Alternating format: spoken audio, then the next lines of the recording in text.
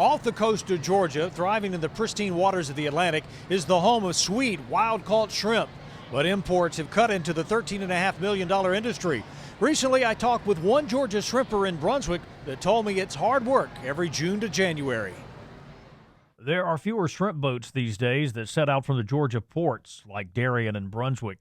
One of the few remaining shrimpers along the coast, Frank Owens Jr., market manager and operator of City Market Seafood in Brunswick, told me every harvest season brings a number of challenges. Years ago, we had a pile of boats just here in Brunswick, and between the imported market and the Gulf, it's kind of dwindled down. There's not very many of them left, There's probably 30 boats here in Brunswick. Owens keeps a pretty busy schedule between time at the retail location near historic downtown Brunswick and helping around the docks less than a mile away. These here are the big Georgia white shrimp, the rose shrimp. That's the female.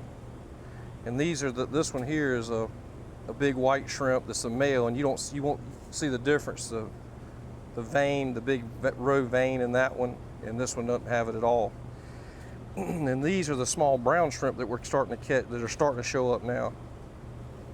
Next to the U.S. Coast Guard station, heading to Jekyll Island on U.S. 17 is where you'll find Georgia's Coastal Resources Division of the Department of Natural Resources. Pat GEER is Chief of Marine Fisheries, and he helps set the start date of the shrimping season. Well, the season this year opened on June 16th. By law, it can't open any earlier than May 15th. It closes on the 31st of the year, of December, unless if we extend it. And typically, we do extend the season into January most of the times. On average, an average year, the season opens on June 6th and closes around January 15th. GEER admits it isn't always easy selecting the start of the harvest season based on water testing that they do in May. What we do is we have a survey that we do every month. We've been doing it since 1976. It's the longest time series for shrimp and blue crabs probably in the country at this point. And we sample from Savannah all the way down to the Florida line, in the sounds, in the creeks, and offshore on the shrimping grounds to monitor shrimp and blue crabs.